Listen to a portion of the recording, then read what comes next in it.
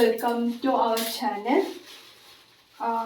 So ಇವತ್ತು ಬಂದು special day ಅಂದರೆ ಭೀಮ್ ಅಮಾವಾಸ್ಯೆ.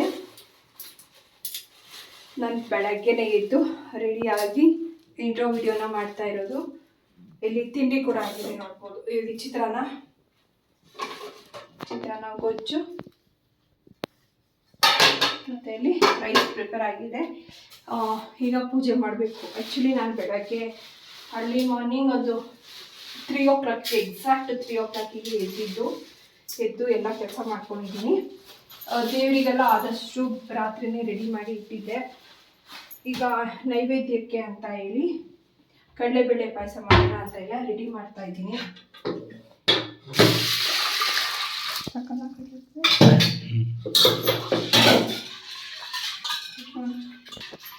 ಸೊ ಇನ್ನು ದೇವರಿಗೆ ಅಲಂಕಾರ ಮಾಡಬೇಕು, ರಂಗೋಲಿ ಹಾಕಬೇಕು. ಅದಕ್ಕೂ ಮುಂಚೆ ಅಂದರೆ ಯಾವಾಗೂ ಎದ್ದೇಳೋ ಟೈಮ್ಗಿಂತ 1 hour 1.5 hour ಬೇಗ ಇದ್ದಿರೋದು.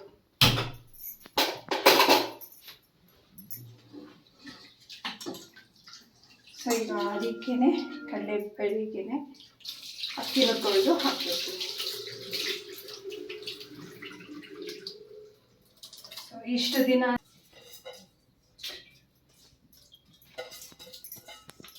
ಲಿಡ್ ಕ್ಲೋಸ್ ಮಾಡಿ ಕಟ್ ಮಾಡಿ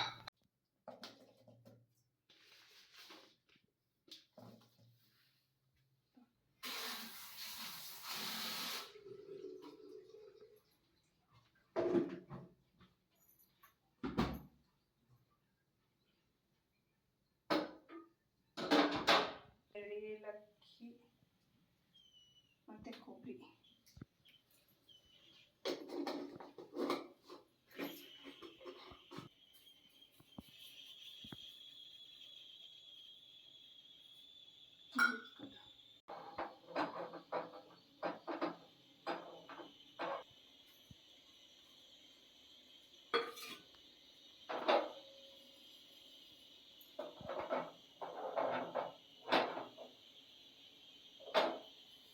ಒಂದೆರಡು ಏಲಕ್ಕಿನ ಈಗ ರುಬ್ಕೊಂಡ್ಬಿಡ್ತೀನಿ.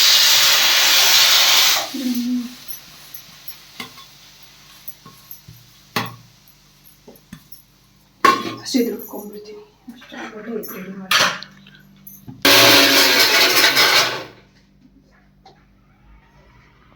ಅದು ರುಬ್ಕೊಂಡಿದ್ದೀನಿ. ಕುಕ್ಕರ್ ಕೂಡ ವಿಜಿಲ್ ಬಂತು. 4-5 ಕೂಗಿಸ್ಕೊಂಡೆ. ಸೊ ಅದು ಗಾಳಿ ಹೋಗೋಷ್ಟರಲ್ಲಿ ಇನ್ನೂ ಭಾಗದ ಅರಿಶಿನ ಕುಂಕುಮ ರಂಗೋಲಿ ಇಡಬೇಕು. ಅದೆಲ್ಲ ಇಟ್ಬಿಟ್ಟು ಪೂಜೆಗೆ ರೆಡಿ ಮಾಡ್ಕೋಬೇಕು. ಸೊ ಈಗ ಬಾಗಿಲಿಗೆಲ್ಲ ಅರಿಶಿನ ಕುಂಕುಮ ಇಟ್ಟು ರಂಗೋಲಿ ಬಿಡೋಣ ಅಂತ ಬಂದೆ. ನೋಡ್ಬೋದು ಎಷ್ಟು ಕತ್ತಲಾಗಿತ್ತು. ಒಂದು 4 o'clock ಆಗಿತ್ತು. ಅಂದರೆ ಬೆಳಗ್ಗೆನೇ ಎದ್ದು ಗುಡಿಸ್ಕೊಂಡು ಒರೆಸ್ಕೊಂಡು ಸ್ನಾನ ಮಾಡಿ, ಸೊ ಅದಾದಮೇಲೆ ಹೊರಗಡೆನೂ ಯಾರೂ ಎದ್ದಿರಲ್ವಲ್ಲ, ಸೊ ಭಯ ಕೂಡ ಆಗ್ತಿತ್ತು. ಸೊ ಹಾಗಾಗಿ ಒಂದು ಸ್ವಲ್ಪ ಬೆಳಕಾಗಲಿ ಅಂತ ಹೇಳಿ ಅಂದರೆ ಒಂದು 4 o'clock ಆದಮೇಲೆ ನೋಡ್ಬೋದು ಎಷ್ಟು ಕತ್ತಲಿದೆ ಅಂತ ಹೇಳಿ. ಸೊ ನಾನೊಂದು 7 o'clock ಅವ್ರ ಆಫೀಸ್ಗೆ ಹೊರಡೋಕ್ಕೆ ಮುಂಚೆ ಪೂಜೆ ಎಲ್ಲ ಮುಗಿಸ್ಬೇಕು ಅಂತ ಪ್ಲ್ಯಾನ್ ಮಾಡ್ಕೊಂಡಿದ್ದು. ಬಟ್ ಆದ್ರೂ 1 hour ಲೇಟ್ ಆಗೋಯಿತು ಅಂತಲೇ ಹೇಳ್ಬೋದು. 1 hour ಅಲ್ಲ, ಒಂದು ½ an hour ಲೇಟ್ ಆಯಿತು ಅಂತಲೇ ಹೇಳ್ಬೋದು. ಅದಷ್ಟು ಮುಗಿಸ್ಕೊಂಡ್ರು ಬೆಳಗ್ಗೆ ಬೇಗ ಇದ್ರೂ ಆದರೂ ಪೂಜೆ ಮಾಡೋದು ಸ್ವಲ್ಪ ಲೇಟ್ ಆಯಿತು ಅಂತಲೇ ಹೇಳ್ಬೋದು. ಅಂದರೆ ವಿಡಿಯೋ ಮಾಡಿಕೊಂಡು ಪೂಜೆ ಮಾಡ್ತೀವಿ, ಏನೋ ಮಾಡ್ತೀವಿ ಅಂದಾಗ ಒಂದು ಸ್ವಲ್ಪ ಟೈಮ್ ಕನ್ಸ್ಯೂಮ್ ಆಗುತ್ತಲ್ವ, ಹಾಗಾಗಿ. ಸೊ ರಂಗೋಲಿನ ಕಲರ್ಫುಲ್ಲಾಗಿ ಬಿಟ್ಟಿದ್ದೆ. ಸೊ ಬೆಳಗ್ಗೆ ಹೊತ್ತು ಯಾವಾಗೇ ಇದ್ರೂ ನಾವು ಸುಪ್ರಭಾತ ಅಥವಾ ವೆಂಕಟೇಶ್ವರನ ಸ್ತೋತ್ರ ಇದೇನಾದರೂ ಹಾಕಿರ್ತೀವಿ. ಸೊ ಈಗ ತುಪ್ಪದಲ್ಲಿ ಒಗ್ಗರಣೆ ತುಪ್ಪಕ್ಕೆ ದ್ರಾಕ್ಷಿ ಮತ್ತು ಗೋಡಂಬಿ ಹಾಕಿ ಒಗ್ಗರಣೆ ಕೊಟ್ಟೆ. ಸೊ ಇದು ರೆಸಿಪಿ ಅಂದರೆ ಪ್ರಸಾದಕ್ಕೆ ಏನಿದೆಯೋ ಅದು ಕಂಪ್ಲೀಟ್ ಆಯಿತು. ಸೊ ನಾನು ಫಸ್ಟೇ ಪ್ಲ್ಯಾನ್ ಮಾಡ್ಕೊಂಡಿದ್ದೆ ಈ ಸಲ ಕಡಲೆಬೇಳೆ ಪಾಯಸನೇ ಮಾಡಬೇಕು ಅಂತ ಹೇಳಿ. ಸೊ ಅದಾದಮೇಲೆ ಇವಾಗ ಮತ್ತೆಲ್ಲ ಪೂಜೆಗೆಲ್ಲ ರೆಡಿ ಮಾಡ್ಕೊಳ್ಳೋಣ ಅಂತ ಹೇಳಿ ಬಂದಿದ್ದು. ಸೊ ಬೆಳಗ್ಗೆನೇ ಅವತ್ತು ನನಗೆ ಪಾರಿಜಾತ ಹೂ ಸಿಕ್ತು. ಅಂದರೆ ಬೆಳಗ್ಗೆನೇ ಅದು ಅರಿಶಿನ ಕುಂಕುಮ ಇಟ್ಬಿಟ್ಟು ಹಿಂದೆಯೇ ಹೋಗಿ ಹೊರ್ಗಡೆನೂ ರಂಗೋಲಿ ಬಿಡೋದಿತ್ತಲ್ವ, ಸೊ ಅವಾಗೇ ಹೋಗಿ ಪಾರಿಜಾತ ಹೂವನ್ನ ತೊಗೊಂಡು ಬಂದಿದ್ದು. ಸೊ ಗರಿಕೆ ಆಗಿರ್ಬೋದು ಪ್ರತಿಯೊಂದನ್ನು ಹಿಂದಿನ ದಿನವೇ ಎಲ್ಲನೂ ತೊಗೊಂಡು ಬಂದು ಇಟ್ಕೊಂಡಿದ್ದು. ಸೊ ಈಗ ಬಾಗಿಲಿಗೆಲ್ಲ ಅಲಂಕಾರ ಮಾಡ್ಕೊಳ್ತಾ ಇದ್ದೀನಿ ಹೂವಿನಿಂದ. ಸೊ ನಾನು ಈ ಪೂಜೆನ ಅಂದರೆ ಈ ವ್ರತ ಏನು ಭೀಮ್ನ ಅಮಾವಾಸ್ಯೆ ವ್ರತ ಇದೆಯಲ್ವ, ಸೊ ಇದನ್ನು ಮದುವೆ ಆದಾಗಿಂದ ಇಲ್ಲಿವರೆಗೂ ಐ ಥಿಂಕ್ 1 ವರ್ಷವೂ ಮಿಸ್ ಆಗಿಲ್ಲ. ಒಂದು ವರ್ಷವೂ ಮಿಸ್ ಮಾಡ್ಕೊಳ್ತಾ ಬರ್ತಾಯಿದ್ದೀನಿ. ಸೊ ನಾನು ಫಸ್ಟು ಸ್ಟಾರ್ಟಿಂಗ್ ಎಲ್ಲ ತಿಳ್ಕೊಂಡು ಹೆಂಗೆ ಮಾಡಬೇಕು ಅಂತ ತಿಳ್ಕೊಂಡು ಆವತ್ತಿಂದ ಇವತ್ತವರೆಗೂ ಅದೇ ಥರನೇ ಮಾಡ್ಕೊಂಡು ಬರ್ತಾ ಇರೋದು. ಸೊ ಈಗ ಹೆಂಗೋ ಕಲರೆಲ್ಲ ಹಾಕಿದ್ದೆ. ಸೊ ಗೇಟ್ ಮುಂದೆನೂ ಹೂವೆಲ್ಲ ಡೆಕೋರೇಷನ್ ಮಾಡೋಣ ಅಂತ ಮಾಡ್ತಾ ಇರೋದು. ಸೊ ನೋಡ್ಬೋದು ಸುಪ್ರಭಾತ, ವೆಂಕಟೇಶ್ವರ ಸ್ತೋತ್ರ, ಸೊ ಇದೆಲ್ಲ ಕಂಟಿನ್ಯೂಸ್ ಆಗಿ ನಮ್ಮನೇನ ಬೆಳಗ್ಗೆ ಹೊತ್ತು ಎದ್ವಿ ಅಂತಂದರೆ ಪ್ಲೇ ಮಾಡಿರ್ತೀವಿ. ಅಲ್ಲ ಮುನ್ನೆ ಸೊ ಇದು ವಾಯ್ಸ್ ಹಾಕಂಗಿಲ್ವಲ್ಲ, ಸೊ ಹಾಗಾಗಿ. ಸೊ ಈಗ ಪೂಜೆಗೆಲ್ಲ ರೆಡಿ ಮಾಡ್ಕೊಳ್ಳೋಣ ಅಂತ ಹೇಳಿ ಫಸ್ಟು ಗಣೇಶನಿಗೆ ಗರ್ಗೆ ಇಡ್ತಾಯಿದ್ದೀನಿ. ಗೆಜ್ಜೆ ವಸ್ತ್ರನೂ ಹಾಕಿದ್ದೆ. ಸೊ ದೀಪಕ್ಕೆಲ್ಲ ಎಣ್ಣೆ ಬಿಟ್ಕೊಂಡು ಎಲ್ಲ ರೆಡಿ ಮಾಡ್ಕೊಳ್ತಾ ಇದ್ದೀನಿ. ಸೊ ಅದು ಬಂದು ಇನ್ನೊಂದು ವಿಗ್ರಹ ಇತ್ತು. ಸೊ ಅದಕ್ಕೂ ಆವತ್ತೇ ಫಸ್ಟ್ ಟೈಮ್ ಪೂಜೆ ಆಗ್ತಾ ಇರೋದು.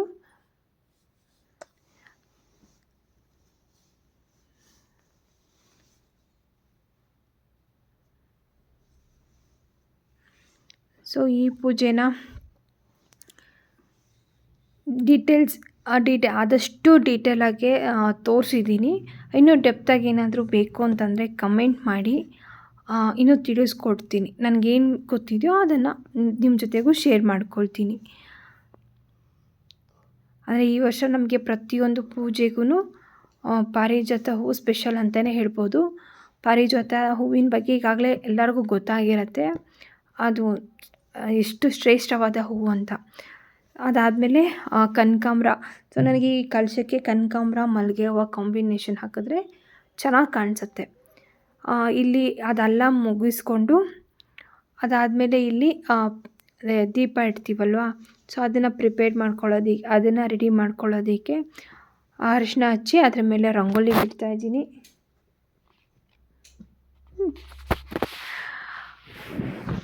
ಸೊ ಅಕ್ಕಿ ಹಾಕಿ 2 ದೀಪ ಮತ್ತು ಅದ್ರ ಮುಂದೆ 2 ದೀಪ ಇಡಬೇಕಲ್ವ, ಸೊ ಅದನ್ನೆಲ್ಲದನ್ನು ರೆಡಿ ಮಾಡ್ಕೊಳ್ತೀನಿ.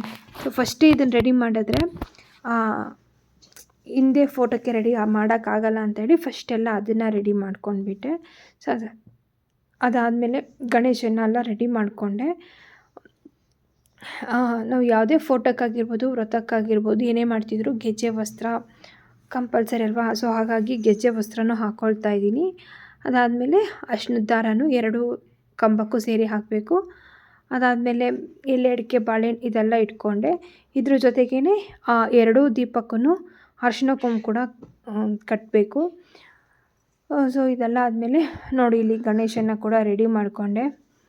ಅಂದರೆ ಏಕೆಂದರೆ ಏನೇ ಪೂಜೆ ಅಂದರೆ ಈಗಾಗಲೇ ಗೊತ್ತಿರುತ್ತಲ್ವ, ಏನೇ ಪೂಜೆ ಮಾಡಬೇಕಾದ್ರೂ ಫಸ್ಟು ಗಣೇಶನಿಗೆ ಪೂಜೆ ಮಾಡಿ ಅದಾದಮೇಲೆ ಬೇರೆ ಗಣೇಶನಿಗೆ ಪೂಜೆ ಮಾಡಿ ಮನೆ ದೇವ್ರ ಪೂಜೆ ಮಾಡಿ ಅದಾದಮೇಲೆ ಬೇರೆ ದೇವರಿಗಲ್ವ ಏನು ವ್ರತ ಮಾಡ್ತಿರ್ತೀವೋ ಆ ವ್ರತಕ್ಕಲ್ವ ಪೂಜೆ ಮಾಡೋದು. ಹಾಗಾಗಿ ಫಸ್ಟು ಗಣೇಶನು ರೆಡಿ ಮಾಡಿಕೊಂಡೆ, ಜೊತೆಗೆ ಅಕ್ಷತೆಯನ್ನು ರೆಡಿ ಮಾಡಿಕೊಂಡು ಗಣೇಶನಿಗೆ ಅಕ್ಷತೆ ಗರಿಕೆ ನನ್ಗೆ ಅದು ದೇವ್ರಿಗೆ ಏನೇನು ಇಷ್ಟ ಆಗುತ್ತೋ ಅದನ್ನು ಆದಷ್ಟು ಇಡೋದಕ್ಕೆ ಪ್ರಯತ್ನ ಪಡ್ತೀನಿ ಅಂತಲೇ ಹೇಳ್ಬೋದು. ನನಗೆ ಅವತ್ತು ಪಾರಿಜಾತ ಹೂವನ್ನು ಕೋಣಿಸೋದಕ್ಕೆ ಟೈಮೇ ಇರಲಿಲ್ಲ. ಸೊ ಹಾಗಾಗಿ ಅದನ್ನು ಹಾಗಂಗೆ ಇಡ್ತಾಯಿದ್ದೀನಿ. ಇದಕ್ಕೆ ಬಂದು ಮೇನ್ ದೀಪ ಏನಿರುತ್ತೋ ಅಂದರೆ ಶಿವ ಪಾರ್ವತಿ ದೀಪ ಅಂತ ಏನಿರುತ್ತೋ ಅದನ್ನು ತುಪ್ಪದಲ್ಲೇ ಹಾಕಿ ಉರಿಸ್ಬೇಕು.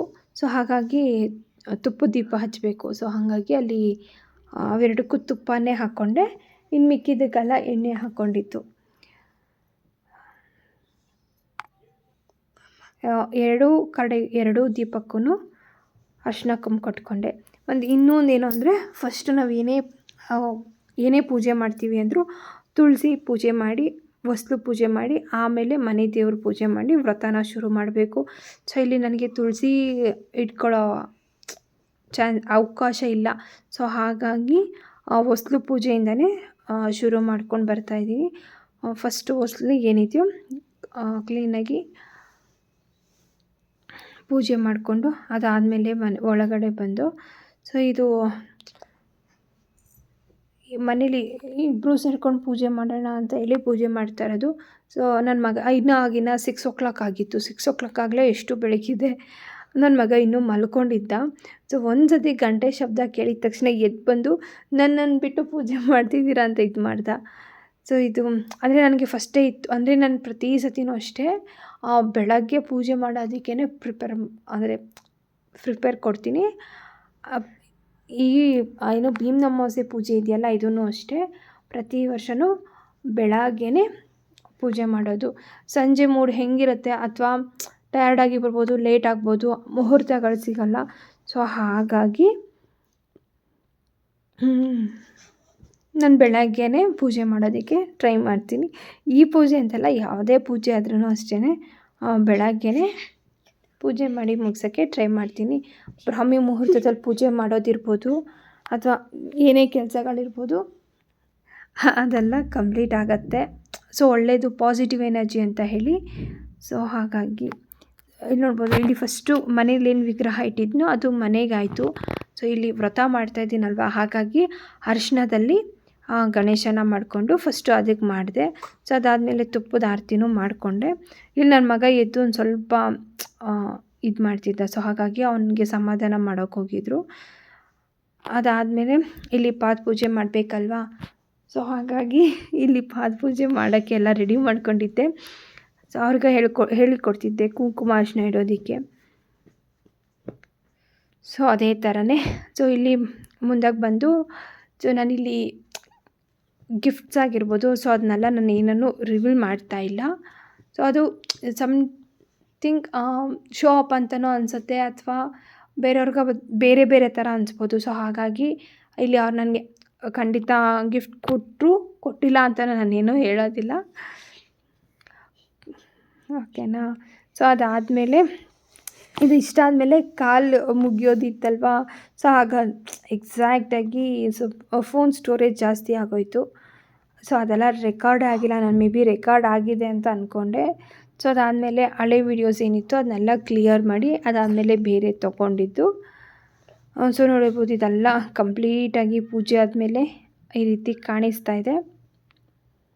ಸೊ ಅದಾದಮೇಲೆ ಅವರು ಆಫೀಸಿಗೆ ಕೊಟ್ಟು ಒಂದು ಸ್ವಲ್ಪ ಹೊತ್ತಾದಮೇಲೆ ಕೆಂಪಾರತಿ ಮಾಡಿದೆ, ಕೆಂಪಾರತಿ ಮಾಡಿಕೊಂಡೆ. ಎಸ್ ಗೈಸ್, ಬೆಳಿಗ್ಗೆ ಎಲ್ಲ ಪೂಜೆ ಆಯಿತು. ಪೂಜೆ ಎಲ್ಲ ಮುಗಿಸ್ಕೊಂಡು ಮಗ ಸ್ಕೂಲಿಗೆ ಹೋದ. ನಾನು ಅಮ್ಮ ಮನೆಯಲ್ಲೇ ಇದ್ದೆ. ಸೊ ಈಗ ಹೊರಗಡೆ ಹೋಗಬೇಕಿತ್ತು. ಅದಕ್ಕೂ ಮುಂಚೆ ಅಂದರೆ ಏನು ಪೂಜೆ ಮಾಡಿದ್ದೀನೋ ಅದನ್ನೆಲ್ಲ ತೆಗಿಯೋ ಹೋಗಿಲ್ಲ ನೆಕ್ಸ್ಟ್ ಡೇ ಮಾರ್ನಿಂಗ್ವರೆಗೂ. ಸೊ ಅದಕ್ಕೂ ಮುಂಚೆ ಇವಾಗ ಹೆಂಗಿದ್ರು ಹೊರಗಡೆ ಹೋಗ್ತಾ ಇದ್ದೀನಲ್ಲ, ಇನ್ನೊಂದು ಸಲ ದೀಪ ಹಚ್ಬಿಟ್ಟು ಇದೆಲ್ಲ ಏನಿದೆಯೋ ನೈವೇದ್ಯಕ್ಕೆ ಅಥವಾ ಹಣ್ಣೆಲ್ಲ ಏನಿಟ್ಟಿದ್ದೀರೋ ಅದನ್ನೆಲ್ಲ ತೆಗಿಬೇಕು ಅಂತ ಹೇಳಿ ಮನೆಗೆ ಬಂದೆ. ತೆಗೆದುಬಿಟ್ಟು ಒಂದು ಸ್ವಲ್ಪ ಇಲ್ಲಿ ನೋಡ್ಬೋದು ಕಿಚನದ್ದು. ಅಂದರೆ ನಾನು ಬೆಳಿಗ್ಗೆ ಅವನ ಜೊತೆಗೆ ಹೋಗ್ಬಿಟ್ಟೆ, ಕಿಚನ್ ಏನೂ ಕ್ಲೀನ್ ಮಾಡಿಲ್ಲ. ಸೊ ಈಗ ಕಿಚನ್ ಕ್ಲೀನ್ ಮಾಡಿಕೊಂಡು ಇದೆಲ್ಲ ಏನಿದೆಯೋ ಇದಿಷ್ಟು ಕ್ಲಿಯರ್ ಮಾಡ್ಕೊಳ್ತೀನಿ. ಕ್ಲಿಯರ್ ಮಾಡಿಕೊಂಡು ನೋಡ್ಬೋದು ಇನ್ನೂ ದೀಪ ಉರಿತಾ ಇದೆ. ತುಪ್ಪದ ದೀಪ ಏನಿದೆಯೋ ಅದು ಪೂರ್ತಿ ಖಾಲಿಯಾಗಿದೆ, ಒಂದು ಚೂರಿದೆ, ಅದನ್ನು ತೆಗೆದುಬಿಡ್ತೀನಿ. ಇದೆಲ್ಲ ಏನಿದೆಯೋ ಇದೆಲ್ಲ ಏನಿದೆ ತೆಗೆದುಬಿಟ್ಟು ಮತ್ತೆ ಬೇಗ ಬೇಗ ರೆಡಿಯಾಗಿ ಹೊರಗಡೆ ಹೋಗಬೇಕು. ಶಾಪಿಂಗ್ ಮಾಡೋಕ್ಕೆ ಹೋಗಬೇಕು, ಅದರಲ್ಲೂ ಗ್ರಾಸರಿ ಶಾಪಿಂಗ್ ಮಾಡೋಕ್ಕೆ ಹೋಗಬೇಕು. ನನಗಲ್ಲ ಹೇಳ್ತೀನಿ, ಓಕೆ.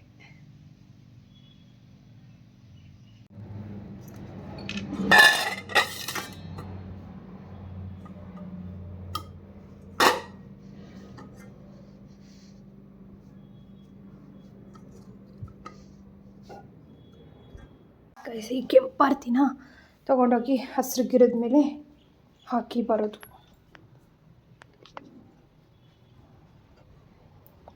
ಹೆವಿ ತೂಕ ಇದೆ ಪ್ಲೇಟು. ಸೊ ಈಗ ಇಲ್ಲಿ ಪ್ರಸಾದ ಮಾಡಿದ್ನಲ್ವ, ಸೊ ಅದನ್ನು ತಿನ್ಬಿಡೋಣ ಅಂತ ಹೇಳಿ ತಿಂದ್ಬಿಟ್ಟು ಪಾತ್ರೆ ಎಲ್ಲ ತೊಳೆದಾಕಿ, ನೋಡ್ಬೋದು ಎಷ್ಟು ಪಾತ್ರೆ ಇದೆ ಅಂತ, ಅಷ್ಟು ಪಾತ್ರೆ ತೊಳೆದಾಕಿ ರೆಡಿಯಾಗಿ ಹೋಗಿ ಅಷ್ಟರಲ್ಲಿ ನನ್ನ ಮಗನೂ ಬರ್ತಾನೆ. ಸ್ವಲ್ಪ ಹೊತ್ತು ರೆಸ್ಟ್ ಮಾಡಿ ಅಷ್ಟೊತ್ತಿಗೆ ನನ್ನ ಮಗನೂ ಬರ್ತಾನೆ, ಹೊರಗಡೆ ಹೋಗೋದು. ಟೇಸ್ಟ್ ಅಂತೂ ಅಂದರೆ ನಾನು ಸ್ವೀಟ್ ತಿನ್ನಿಸ್ಬೇಕಲ್ವ, ಸೊ ಆಗಲೇ ನೋಡಿದೆ, ಚೆನ್ನಾಗಿದೆ ಟೇಸ್ಟು. ಈಸಿ ರೆಸಿಪಿ, ಟೇಸ್ಟಿಯಾಗಿದೆ. ಸೊ ಈಗ ಹಣ್ಣು ನೈವೇದ್ಯ ಪ್ರಸಾದ ಅಂತ ಏನಿಟ್ಟಿದ್ನೋ ಅದೆಲ್ಲ ತೆಗ್ದಿದ್ದೀನಿ. ಚಿತ್ರಾನ್ನ ಇದೆ, ಅದನ್ನು ಬೇರೆ ಬಾಕ್ಸ್ಗೆ ಹಾಕಿಡಬೇಕು, ನನ್ನ ಮಗ ಬಂದರೆ ಕೇಳ್ತಾನೆ. ಸೊ ಹಾಗಾಗಿ ಚಿತ್ರಾನ್ನ ಇಟ್ಟಿದ್ದೀನಿ, ಎತ್ತಿಡಬೇಕು. ಅದು ಅಕ್ಷತೆ ಬಂದು ಮತ್ತು ಹಬ್ಬಕ್ಕೆ ವರಮಹಾಲಕ್ಷ್ಮಿ ಹಬ್ಬಕ್ಕೆ ಬೇಕಲ್ವಾ, ಹಾಗಾಗಿ ಅದನ್ನು ಅಲ್ಲೇ ಇಟ್ಟಿದ್ದೀನಿ. ಅಂದರೆ ಒಣಗಿಸ್ಬೇಕು, ಅದು ಬೆಳಗ್ಗೆ ಅಷ್ಟೇ ಮಾಡ್ಕೊಂಡಿದ್ದು. ಒಣಗಿಸ್ಬಿಟ್ಟು ಒಂದು ಬಾಕ್ಸಲ್ಲಿ ಹಾಕಿ ಇಡ್ತೀನಿ. ಕಳಶಕ್ಕೆ ಹಾಕೋಕ್ಕೆ, ಗಣೇಶನಿಗೆ ಹಾಕೋಕ್ಕೆಲ್ಲ ಬೇಕು. ಸೊ ಹಾಗಾಗಿ ಒಂದು ಸ್ವಲ್ಪ ಮಟ್ಟಿಗೆ ಮಾಡಿಟ್ಟಿದ್ದೀನಿ. ದೀಪ ಏನಿದೆಯೋ ಅದನ್ನು ಬೆಳಿಗ್ಗೆ ಫ್ರೆಶ್ ಅಪ್ ಆಗಿ ತೆಗಿಯೋದು ನಾನು.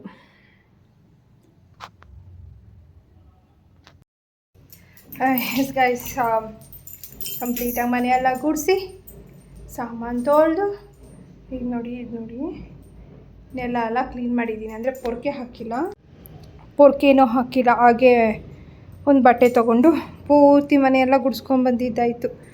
ಸೊ ಸೇಮ್ ದೇವ್ರನ್ನ ಕೂರಿಸಿರೋ ಥರ ಲೆಕ್ಕ ಬರುತ್ತಲ್ವ, ಹಾಗಾಗಿ ಪೊರ್ಕೆನೂ ಹಾಕಿಲ್ಲ. ನಾಳೆ ಬೆಳಿಗ್ಗೆನೂ ಎದ್ದು ನಾನೇ ಫ್ರೆಶ್ ಅಪ್ ಆಗಿ ತೆಗೆದುಬಿಡ್ತೀನಿ. ಈಗ ಹೋಗಿ ಅಷ್ಟರಲ್ಲಿ ನನ್ನ ಮಗ ಬರೋದಕ್ಕೆ ಇನ್ನೂ ಟೈಮ್ ಇದೆ. ಅವ್ನು ಬಂದಮೇಲೆ ಅಲ್ಲಿವರೆಗೂ ಸ್ವಲ್ಪ ಹೊತ್ತು ರೆಸ್ಟ್ ಮಾಡಿ ನನ್ನ ಮಗ ಬಂದಮೇಲೆ ಶಾಪಿಂಗ್ ಹೊರಡೋದು. ಈಗ ಇವತ್ತು ಗಾಡೀಲಿ ಹೋಗ್ತಾ ಇದ್ದೀನಿ, ಗಾಡಿ ಓಕೆ. ಈಗ ಹೊರಟಿದ್ದೀನಿ, ಆಮೇಲೆ ಸಿಗ್ತೀನಿ. ಸೊ ಈಗ ಗ್ರಾಸರಿ ಶಾಪಿಂಗ್ ಅಂತ ಹೋಗ್ತಿದ್ದೋ, ನನ್ನ ಮಗ ಇಲ್ಲಿ ನಿದ್ದೆ ಮಾಡ್ತಿದ್ದ. ಸೊ ಹಾಗಾಗಿ ಅವನ್ನ ರೇಗ್ಸೋಕ್ಕೆ ಅಂತ ಹೇಳಿ ವಿಡಿಯೋ ರೆಕಾರ್ಡ್ ಮಾಡಿಕೊಂಡೆ. ಸೊ ಅದು ಗ್ರಾಸರಿ ಎಲ್ಲ ಮುಗಿಸ್ಕೊಂಡು ಪಾಪ್ಕಾರ್ನ್ ನೋಡಿದ್ರಲ್ವಾ, ಸೊ ಎಲ್ಲಿಗೆ ಹೋಗಿದ್ವಿ ಅಂತ ಗೊತ್ತಾಗಿರುತ್ತೆ. ಹೌದು, ಹಬ್ಬ ಇತ್ತಲ್ವ, ಸೊ ಹಾಗಾಗಿ ಸ್ವಲ್ಪ ಗ್ರಾಸರೀಸ್ ಎಲ್ಲ ಶಾಪಿಂಗ್ ಮಾಡೋದಿತ್ತು. ಶಾಪಿಂಗ್ ಸೊ ಪೂಜೆ ಎಲ್ಲ ಚೆನ್ನಾಗಾಯಿತು. ಸೊ ಈ ವಿಡಿಯೋ ಹೇಗಿದೆ ಅನ್ನೋದನ್ನು ಕಮೆಂಟ್ ಮಾಡಿ. ಏನಾದರೂ ಇನ್ಫಾರ್ಮೇಷನ್ ಬೇಕು ಅಂತ ಇದ್ದರೆ ಅದನ್ನು ಕೂಡ ಕಮೆಂಟ್ ಮಾಡಿ. ನನಗೆ ಎಷ್ಟು ಗೊತ್ತಿದೆಯೋ ಅಷ್ಟನ್ನು ನಿಮ್ಮ ಜೊತೆಗೂ ಶೇರ್ ಮಾಡ್ಕೋತೀನಿ. ಈ ವಿಡಿಯೋ ಇಷ್ಟ ಆಗಿರೋ ಲೈಕ್ ಮಾಡಿ, ಶೇರ್ ಮಾಡಿ, ಕಮೆಂಟ್ ಮಾಡಿ ಆ್ಯಂಡ್ ಸಬ್ಸ್ಕ್ರೈಬ್ ಮಾಡ್ಕೊಂಡು ನೋಡಿ. Thank you.